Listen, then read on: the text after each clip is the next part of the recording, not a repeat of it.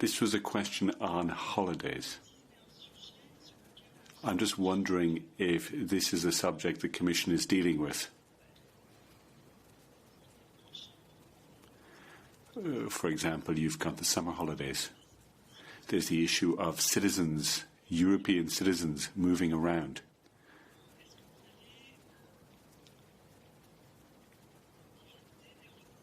Will you perhaps issue recommendations to Member States on this issue? Yes. Well, obviously, the Commission is looking into the issue of holidays. This is a very complex issue. It links in, on the one hand, to the capacity that European citizens will have to travel. On the other hand, there's the issue of reservations, bookings that have been made or will be made. What I'll do is perhaps hand over to Adalbert on this subject, and he will talk about movement first. Adalbert. Merci beaucoup. Thank you very much. When it comes to borders, and when it comes to the ability of European citizens to cross borders during their summer holidays, now what we said in our roadmap, the roadmap that was set out last week, well, what we need in order to ensure that internal border controls are removed is where we need to have a gradual approach, a phased approach, and a coordinated approach. This will obviously be based on the epidemiological situation in neighbouring regions and also on the respect of social distancing rules that are imposed on citizens. What we're insisting on is as follows. Member States that neighbour each other need to be in close contact and need to coordinate their actions when it comes to opening up borders. They also need to consult closely with the Commission.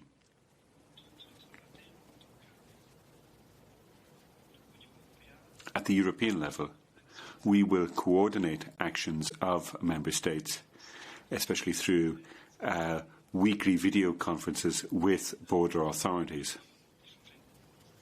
This will allow us to exchange information and best practices.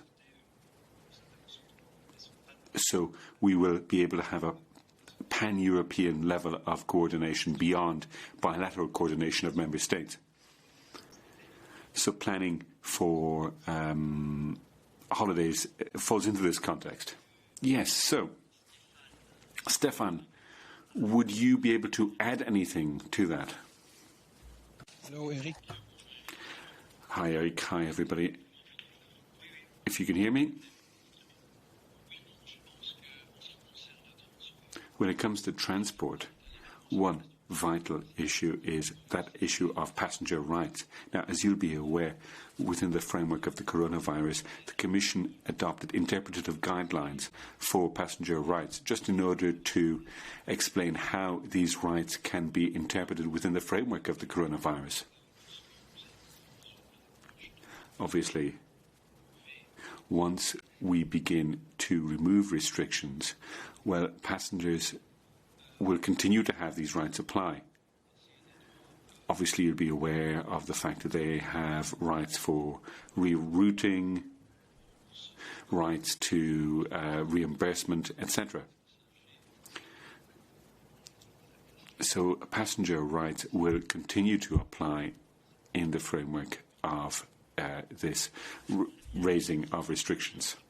So Alain, I think you had a question on the same subject? Yes. Thank you for giving me the floor, if you can hear me. I have a question, and I have a follow-up question for Stefan as well. Stefan, I heard what you said,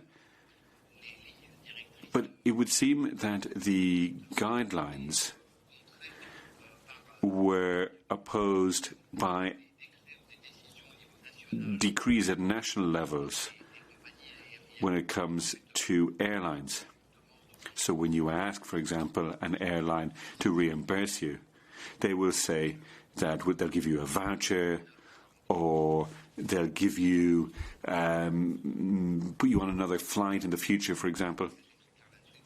But the Passenger Rights Directive is clear on that. You should be reimbursed.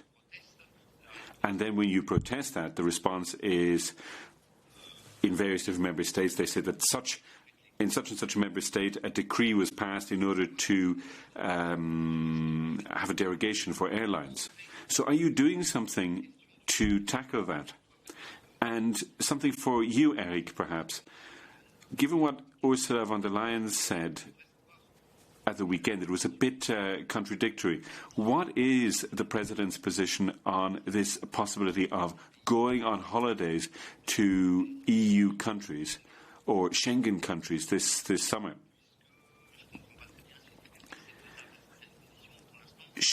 I don't know if she thinks that it's possible to do it under certain conditions, or is she advising citizens not to book holidays abroad? And then one final question. And there are some ideas knocking around, this idea of booking access to beaches in Belgium, and you would have local taxpayers taking priority there. Would that be in line with European law? So thank you very much for that. Yes, a lot of questions, Alain. I will allow Stéphane to reply first. So I'll give Stéphane the floor first. Thank you, Alain. Thank you for that. When it comes to passenger rights, Commissioner Valian spoke about this issue on numerous occasions. There are companies that are offering vouchers. Yes, the sound quality is quite poor, Stéphane. Could you maybe move your microphone closer to your face? Thank you. It seems it's quite old, my microphone. Commissioner Valian has explained on numerous occasions that these companies have the right to offer vouchers when it comes to cancellation of flights. But at the same time, the passenger...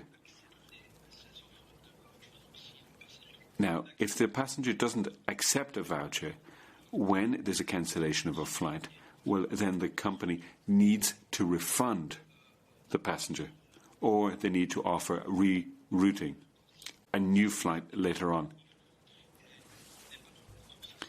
It's obviously not easy if a passenger doesn't accept a voucher. Well, then the company has to reimburse them.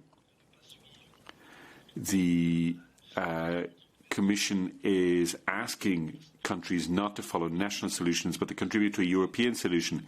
We're trying to strike a balance between the legitimate interests of passengers who have their flights cancelled, but at the same time, we need to take on board the worries of airlines. Airlines are suffering from difficult economic circumstances at the moment. Thank you, Stéphane.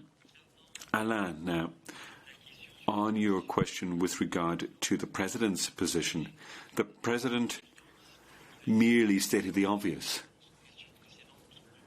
And the replies to the previous questions show this. It's a situation that is complex.